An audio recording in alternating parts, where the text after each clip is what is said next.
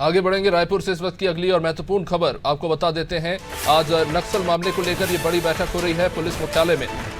राजधानी रायपुर से इस वक्त की खबर, इंटर स्टेट कोऑर्डिनेशन कमेटी की ये बैठक।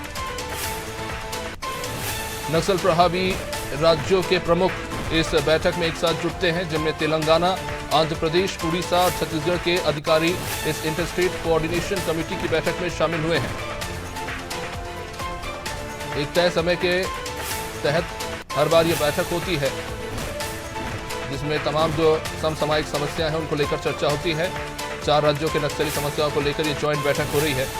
नक्सलियों के खिलाफ जो ज्वाइंट ऑपरेशन होंगे उसको लेकर भी इस बैठक में महत्वपूर्ण रणनीतियां बनाई जाती है, क्योंकि बॉर्डर क्षेत्रों में नक्सलियों का सबसे ज़्यादा मूवमेंट रहता है और ऐसे में 2 राज्यों के जो सिपाही होते हैं उन्हें एक दूसरे के साथ कोऑर्डिनेट करना होता है और कई बार ज्वाइंट ऑपरेशंस को अंजाम दिया जाता है।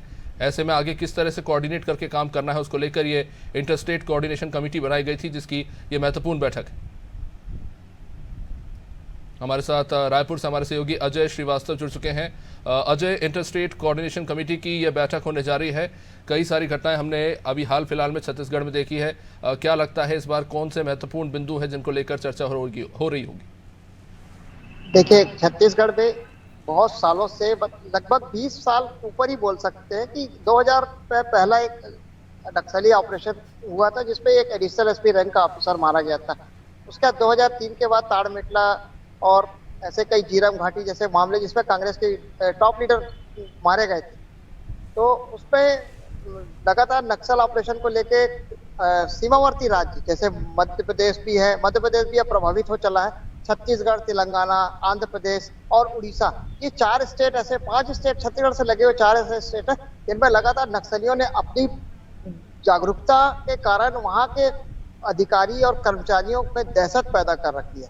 आज भी वर्तमान में वहां पर जो ऑपरेशन होते हैं उस पर कहीं ना कहीं स्थानीय लोगों का सहयोग मिलता है। उसी को लेकर जो सुरक्षा बल है वो आम नागरिकों के साथ सहयोग कर उन्हें जनधारा से जोड़ने की कोशिश करते हैं कि नक्सली लोगों की सहायता ना करके वो सरकार की तरफ अपना रुख प्रस्तुत करे कि सरकार उनके हित के लिए काम कर रही है।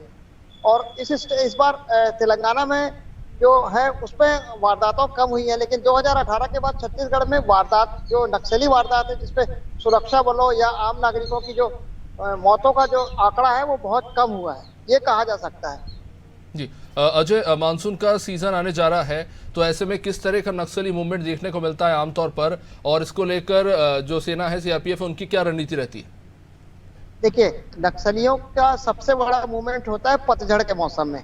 जब पतझड़ का मौसम होता है तो ये अपने, इनका जो टारगेट रहता है, जो आर्म फोर्स, जो जिनको आरोपी बोलते हैं, रोड ओपनिंग पार्टियां या सर्च ऑपरेशन में जो सुरक्षा बल और अर्धसैनिक बल और पैरामिलिट्री फोर्स, ये तीनों एक ज्वाइंट ऑपरेशन में निकलती है। तो इनका जो नक्सलियों का जो टारगेट रहता है उस टाइम ये सीधा टारगेट ले लेते हैं। लेकिन अब बरसात के मौसम में ये क्या करते हैं, नदी नालों में उफान आता है तो उस बीच ये आम नागरिकों से संपर्क करते हैं। दूसरा, नक्सली क्षेत्रों में जहां से सेना के मूवमेंट्स की जानकारी इनके पास रहती है, वहां ये लैंड माइन या प्रेशर बम प्लांट करके रखते हैं। इसलिए वहां पर इन बरसात के मौसम में भी पिछले साल से हमने देखा है कि कोबरा बटालियन लगातार इस चीज को सर्च करते हुए लगातार अपना सर्च ऑपरेशन लगाई है और उस पर कहीं ना कहीं, नहीं कह सकते लेकिन बहुत ज्यादा सफलता तो प्राप्त हुई है।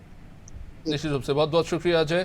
तो ये इंटर कोऑर्डिनेशन कमेटी की बैठक होने जा रही है। कई सारे महत्वपूर्ण मुद्दे हैं जिनको लेकर चर्चा आज हो रही है।